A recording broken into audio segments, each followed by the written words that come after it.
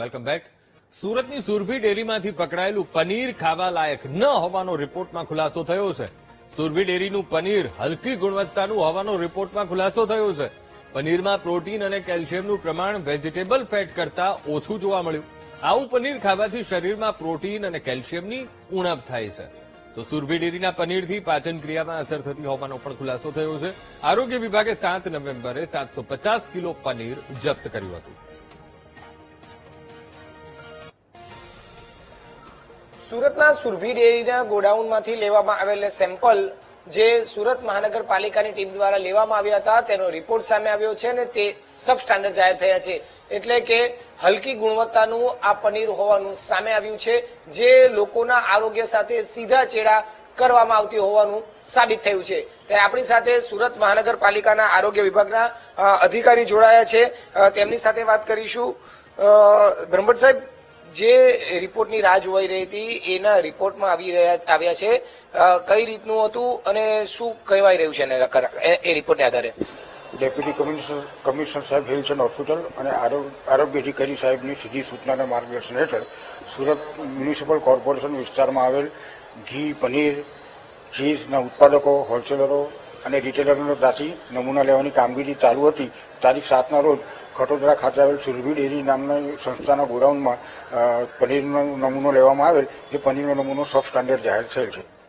આ સબ સ્ટાન્ડર્ડમાં કયા એવા એ હોય છે કે જેના પ્રમાણો કે જેનાથી જાહેર થઈ ગયું કે આ સબ સ્ટાન્ડર્ડ છે કે હલકી ગુણવત્તાનું છે? પનીરમાં ઓછામાં ઓછી 50% જેટલી મિલ્ક ફેટ હોવી જોઈએ, જેની જગ્યાએ 35% મિલ્ક ફેટ આવેલ છે. તેમજ બીટાસિટેરોલ એબસન્ટ હોવું જોઈએ, તેની જગ્યાએ પ્રેઝન્ટ આવેલ છે, જેનાથી જેવું ફલિત થાય કે તેમાં સ્ટાર્ચ અથવા એડિબલ ઓઇલની ભેળસેળ હોઈ શકે. આ પ્રકારની ભેળસેળથી લોકોના સ્વાસ્થ્યને કઈ રીતે નુકસાન શું રહેશે? લોકોના સ્વાસ્થ્યને મિલ્ક ફેટમાં છે પ્રોટીન અને કેલ્શિયમનું પ્રમાણ સૌથી વધારે હોય છે, જ્યારે વેજીટેબલ ફેટમાં પ્રોટીન અને કેલ્શિયમનું પ્રમાણ ઓછું હોય છે. તેથી લાંબા ગાળે પ્રોટીન અને કેલ્શિયમની ડેફિશિયન્સી ઊભી થવાની શક્યતાઓ છે. તેમજ મિલ્ક ફેટની જગ્યાએ વેજીટેબલ ફેટથી પાચન તંત્રના લાંબા ગાળે નુકસાન થવાની શક્યતાઓ છે.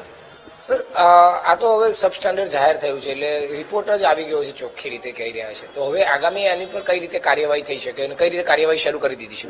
કાયદામાં જે પ્રમાણેની પ્રોસિજર છે તે પ્રમાણે તેમની સામે ફરિયાદ દાખલ કરવામાં આવશે. સાહેબ, હવે એમનું કોઈ આજે સીલ કરાયું છે ગોડાઉન, દુકાન, હવે એ કઈ રીતે એમાં સીલ રહેશે કે પછી શું હોય છે? એમાં આરોગ્ય અધિકારી સાહેબની મંજૂરી લઈ અને તે લોકો પછી સાફ સફાઈ માટે અને પેસ્ટ કંટ્રોલ બધું કરાવીને પછી તે લોકોએ ફરી ચાલુ કરવું હોય તો આરોગ્ય અધિકારી સાહેબની મંજૂરી લેવી પડે. સાહેબ, આ કેટલું જોખમી કહેવાય અને શહેરમાં બીજા આવા કોઈ પણ પનીર કે આવી હલકી ગુણવત્તાનું વેચતા હોય એની સામે કઈ રીતે અધિકારીની કાર્યવાહી ચાલે છે? ફૂડ સેફ્ટી અને સ્ટાન્ડર્ડ એક પ્રમાણે તે લોકોની સામે કાર્યવાહી કરવામાં આવે છે. બિલકુલ, આ હતા આરોગ્ય અધિકારી BR બ્રહ્મભટ્ટ સાહેબ.